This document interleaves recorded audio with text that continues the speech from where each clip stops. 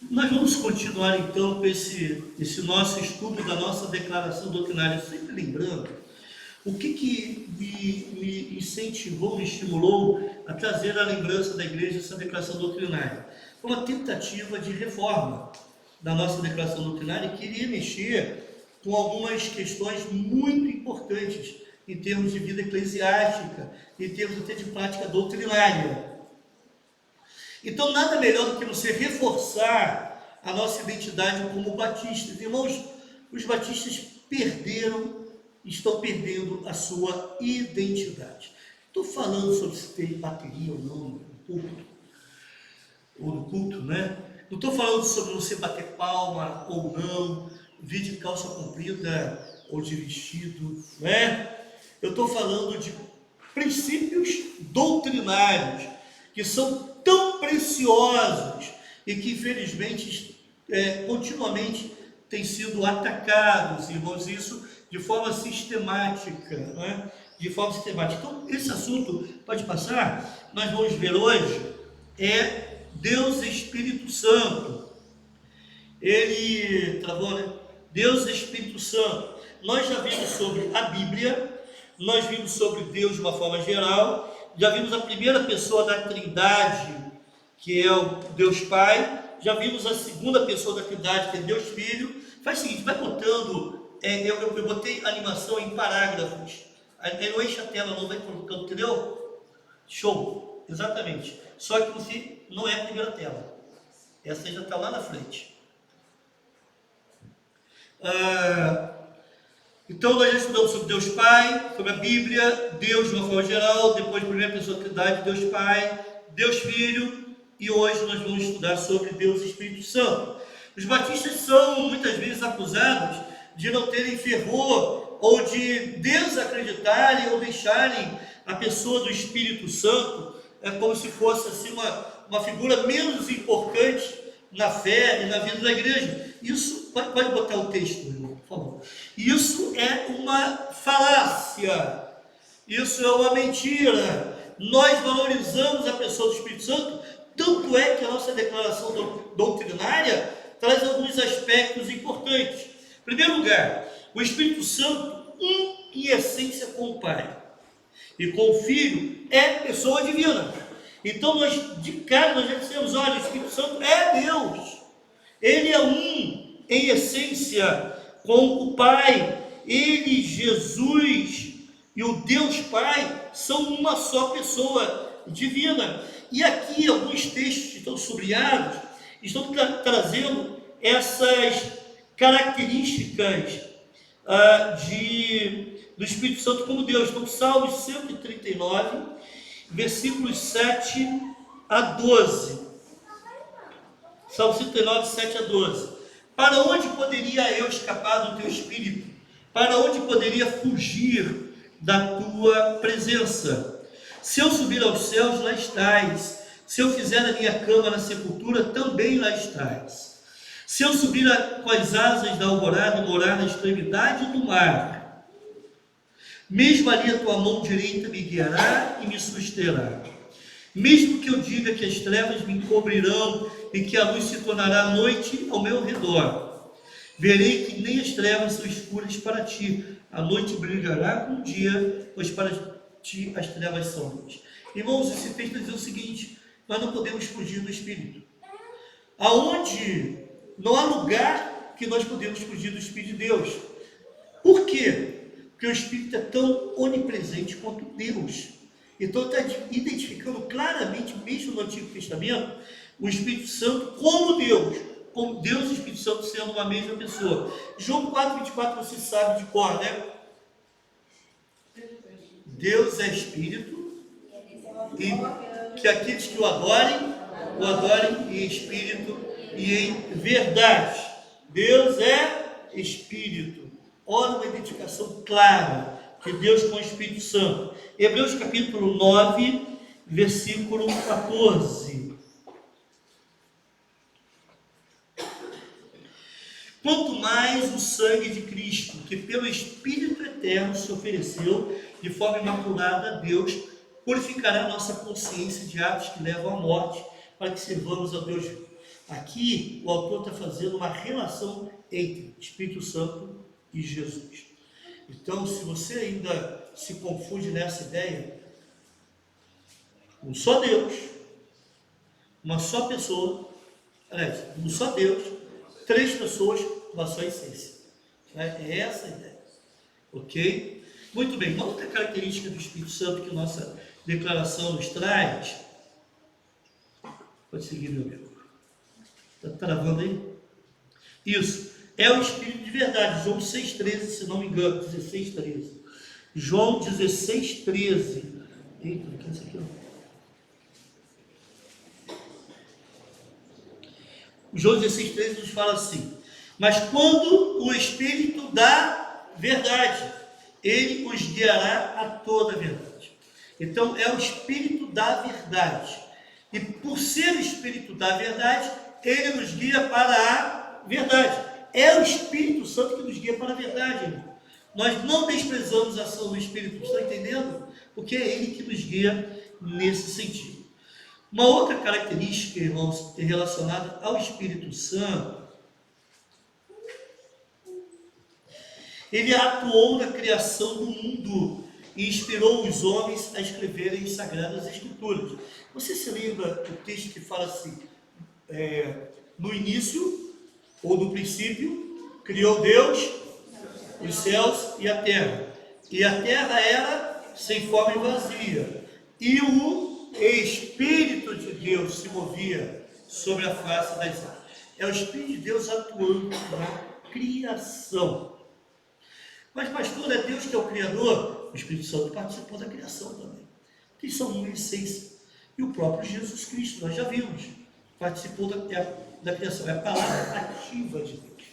Deus usou a palavra, o verbo, para que tudo fosse feito. E haja, fiat lux, e haja. Isso significa. 2 Timóteo 3,16 diz que toda a Escritura é divinamente inspirada e útil para redarguir, para ensinar em justiça, para corrigir e ensinar em justiça. Toda a Escritura é divinamente inspirada. É inspirada por Deus. Para repreensão, correção e instrução na justiça. Então, é o Espírito Santo quem atuou na criação e também é o Espírito Santo quem inspirou os homens a escreverem em Sagradas Escrituras. Foi o Espírito Santo quem agiu. Interessante que o próprio Deus, ele atuou inspirando pessoas através do Espírito Santo para escrever os livros, e Deus preservou essas Escrituras até os dias de hoje. Até aqui, ok, irmãos? Muito bem. Uma outra característica que nós temos do Espírito Santo,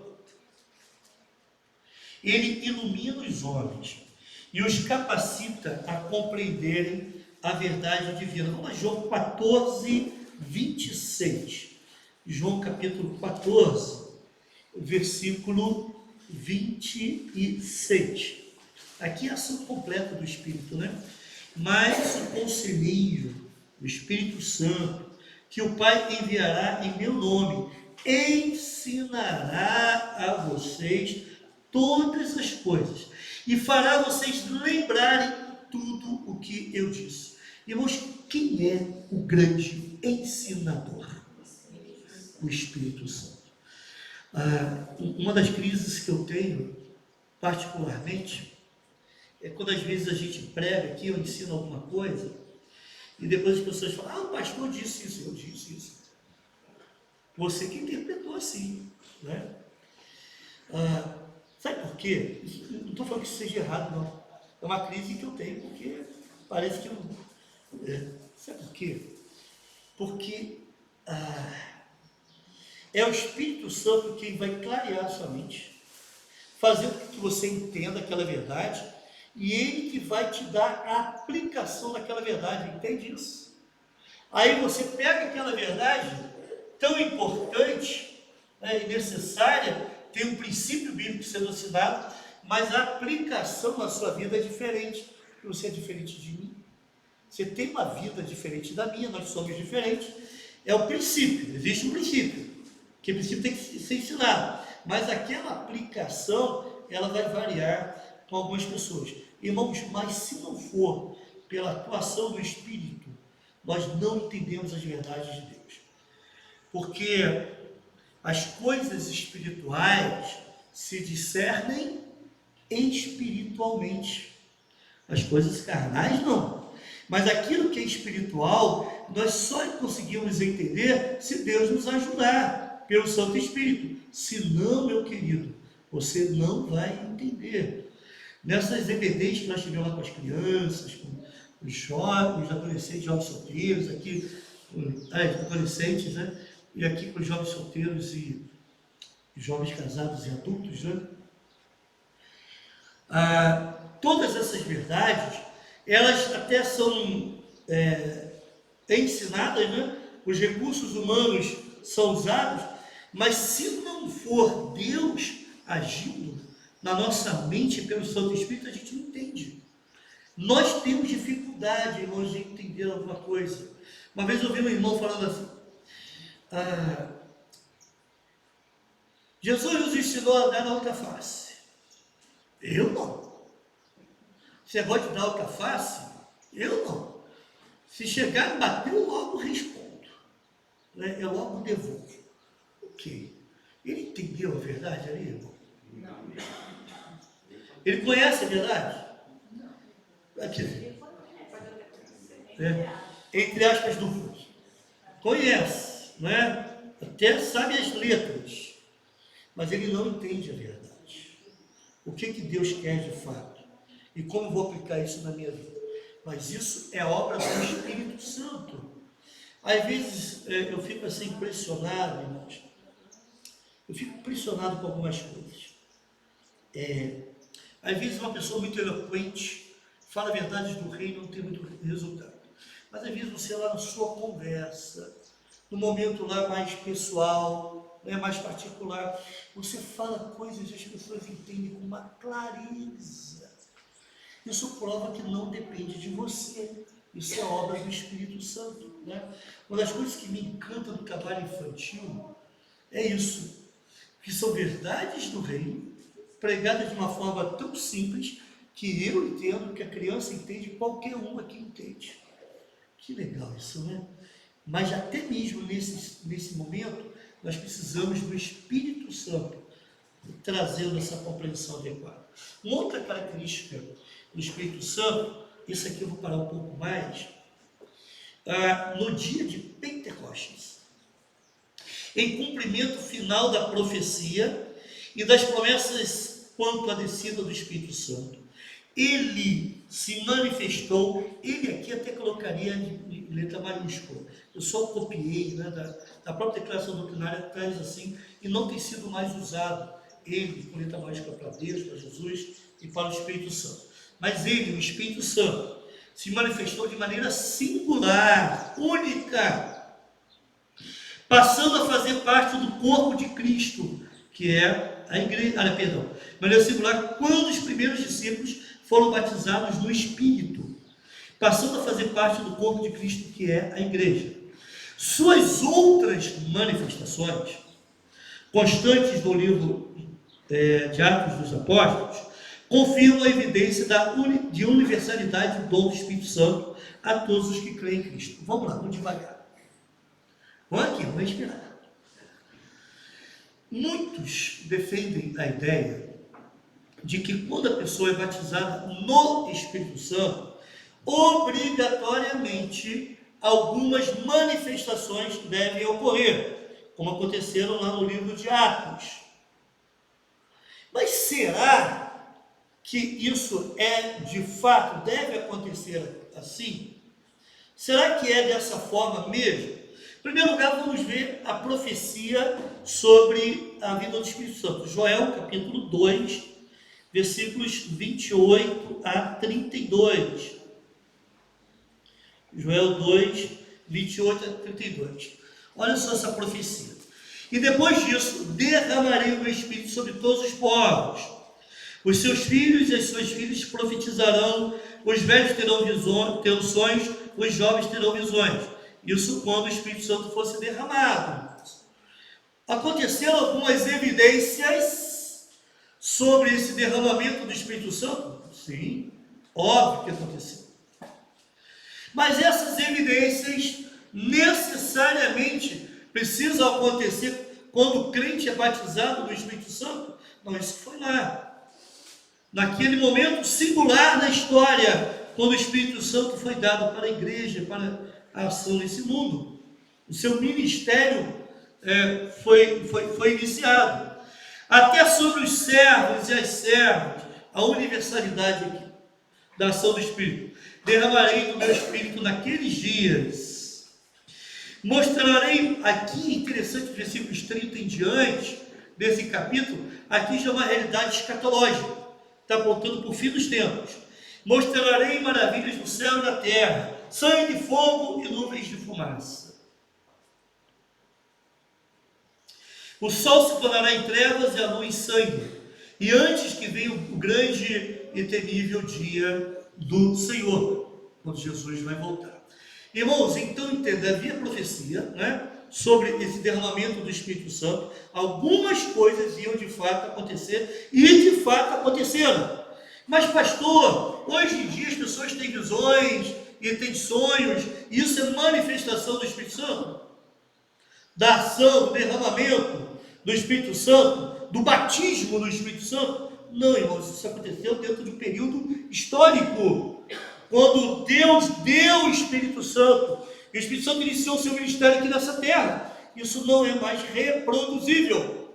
Por isso que nós não cantamos aquela musicazinha que diz assim: eu navegarei. Não canta não, tá? Canta comigo, por favor.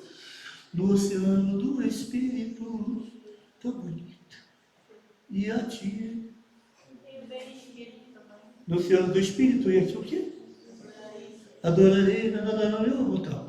Espírito, Espírito, que desce como fogo, vem como em Pentecostes e enche-nos de novo. Uau, que isso? Vem como em Pentecostes e enche-nos de novo? Aquele evento do Pentecostes é único. Ele não vai acontecer, a não ser que você creia que a pessoa perca a salvação, e ela então perdeu a salvação, ela vai se converter e vai ser batizada de novo, batizada no Espírito. Aí, mas irmãos, aquele momento é único, irmãos, né? Tem algumas músicas que a gente tem que extirpar do nosso rol. Graças a Deus a igreja não canta isso. Glória a Deus por isso. Agora, Atos capítulo 1, versículo 5.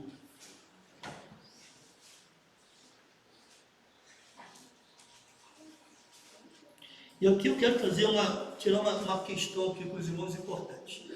Pois João batizou com água, mas dentro de poucos dias vocês serão batizados com o Espírito Santo. Dentro de poucos dias. Então é algo que iria acontecer em breve. E aconteceu em Atos capítulo 2, versículos 1 a 4. Chegando o dia de Pentecostes, estavam todos reunidos num só lugar. Por isso que é Pentecostes. Porque naquela festa, está comemorando a festa de Pentecostes. Era uma festa tradicional judaica. De repente veio do céu um som de um vento. Um som como de um vento. Percebe? Não foi um vento que aconteceu. É um som como de um vento. Muito forte.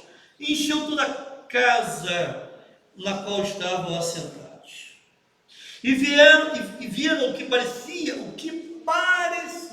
né? Línguas de fogo, que se separaram e pousaram sobre cada um deles. Parecia, irmãos, não eram línguas de fogo. Pareciam línguas de fogo. E todos ficaram cheios do Espírito Santo e começaram a falar noutras línguas, conforme o Espírito Santo os capacitava. Aqui é que muita gente entende que o batismo no Espírito precisa ser necessariamente acompanhado com o falar de línguas, falar em línguas, mas na verdade eu vou falar de línguas de fato, porque se você olhar, volta lá um pouquinho nesse Atos 2, e vem para o versículo 5, por favor. Havia em Jerusalém judeus, devotos a Deus, vindos de todas as nações do mundo, já que já é o suficiente. Cada pessoa que vinha em determinado lugar do mundo, ele ouvia na sua própria língua, no fenômeno chamado glossolalia. Eles ouviam uma própria língua. Eram idiomas. Não eram línguas estranhas que estavam acontecendo aqui. Então, alguns usam esse texto para dizer que, em outros textos que a gente vai ver aqui também, para dizer que o batismo no Espírito Santo necessariamente precisa vir acompanhado de línguas, ou de manifestações dessas línguas. Mas será que precisa haver mesmo isso? Lembra que nós falamos sobre a universalidade do Evangelho, a universalidade da ação do Espírito? Não está aí, mas vai comigo em Atos capítulo 1, versículo 8, por gentileza. Atos 1, versículo 8. Vamos lá, vamos devagar aqui, para vocês vão entender. O texto fala assim: mas receberão poder. E aqui eu já quero corrigir uma coisa. Eu mesmo já ensinei isso, e a gente vai aprendendo e vai corrigindo os erros. Algumas pessoas usam, pastor, mas esse, o falo, né? Esse poder é dínamos, ou dunamis. É o poder da dinamite. Gente, o que dinamite causa? Destruição, explosão, destrói as coisas. Mas, embora essa palavra poder aqui esteja em grego, mas não está no grego clássico, que aí aponta para dinamite, mas está no grego koine, que tem a ver com uma força, não uma força destruidora, né? Mas uma força imensa. Mas receberão poder quando o Espírito Santo descer sobre vocês, e serão minhas, falarão em línguas, farão milagres, maravilhas, curarão pessoas, terão visões, terão sonhos, serão que minhas. É poder para quê, irmãos? Conforme diz o hino que a gente canta, poder para testemunhar. Esse é o grande poder que nós temos do Espírito Santo, para testemunhar. Guardem bem esses locais: Jerusalém, toda a Judéia, Samaria, confins da terra. Jerusalém, Judéia, Samaria, confins da terra. Vamos repetir? Jerusalém, Judéia, Samaria, confins da terra. Guarda bem isso. Volta lá no texto, por favor. Aí nós vamos ver algumas coisas interessantes. Observe que a promessa é que veio o Espírito Santo e as pessoas seriam testemunhas. Jerusalém, Judéia, Samaria e confins da terra. Universalidade da ação do Espírito, universalidade do poder do Evangelho. Atos capítulo 8, versículos 14 a 17. Os apóstolos em Jerusalém. Ok? Aliás, Atos 2 ou 4 aconteceu onde, irmãos? Onde aconteceu aquilo? Em Jerusalém. Não é isso? Aquela ação do Espírito Santo, festa de Pentecostes em Jerusalém. Sim, irmãos? Os apóstolos de Jerusalém ouvindo que Samaria, Jerusalém, Samaria, havia aceitado a palavra de Deus, enviaram para lá Pedro e João. Estes, ao chegaram, oraram para que eles recebessem o Espírito Santo, pois o Espírito ainda não havia descido sobre nenhum deles, tinham sido batizados em nome, apenas batizados no nome do Senhor Jesus. Então Pedro e João lhes impuseram as mãos e eles receberam o Espírito Santo. Tem o versículo 18 ainda aí, o João Paulo. Ok, não seja outra coisa. Gente, observe, o Espírito Santo veio sobre as pessoas em Jerusalém e aqui agora em Samaria. Você está fazendo um link com Atos 1:8?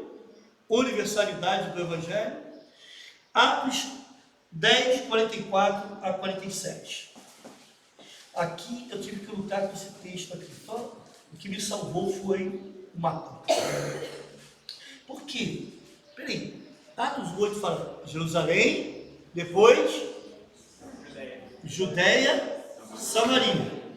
Certo? Eu pensei assim, cadê Judéia? Aí cheguei em Atos 10, 44. Enquanto Pedro ainda estava falando estas palavras, o Espírito Santo desceu sobre todos os que ouviam a mensagem.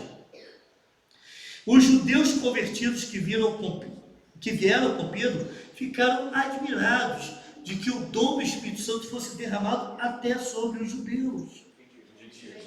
Perdão, até sobre os gentios. Pois os ouviam falar em línguas e exaltando a Deus. A seguir, Pedro disse: pode alguém negar a água, impedindo que estes sejam batizados? Percebe que foram batizados depois de receber o Espírito Santo, né? Eles receberam, volta um pouquinho, eles receberam o Espírito Santo como nós. Irmãos, eles falaram em línguas. Observe. Em Jerusalém falaram em línguas, evidência da ação do Espírito Santo. Agora, nesse local, Pedro estava ali em Jope. Jope é uma cidade marítima da Judéia. Opa! Aí a coisa fechou para mim. Jerusalém, Judéia, Samaria. Essas evidências estão acontecendo para confirmar essa universalidade do dom do Espírito Santo a todos os que creem. Não é algo restrito aos judeus, mas a todos que creem, crescem em Cristo. Essa universalidade do dom. Jerusalém, Samaria, Judéia, Samaria. Está faltando o que mesmo agora? Confins da terra. Atos 19, 5 a 7.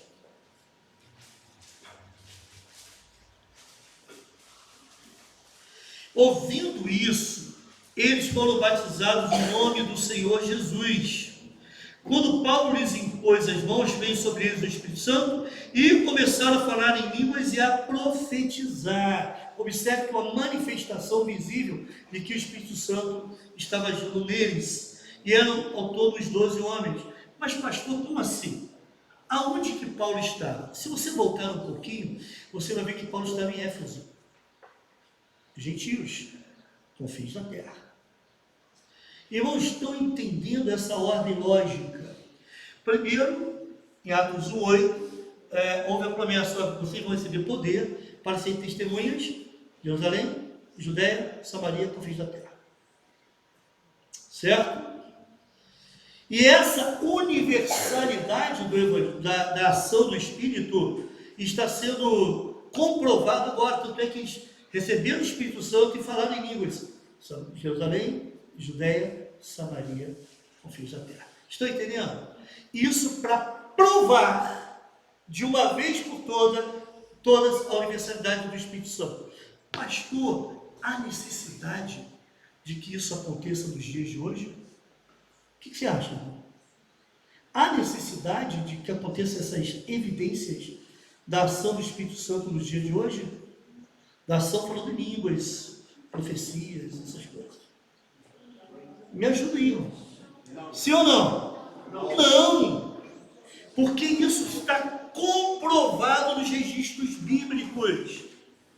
Então não há mais necessidade que essas coisas aconteçam nos nossos dias como comprovação de que aquela pessoa está sendo batizada no Espírito Santo. Porque essas manifestações aconteceram com o propósito de provar, de atestar a ação do Espírito. Amém, irmão? Deus nos ajude e nós vamos continuar a encerrar esse estudo sobre o Espírito Santo no próximo domingo. Não, numa próxima oportunidade, né?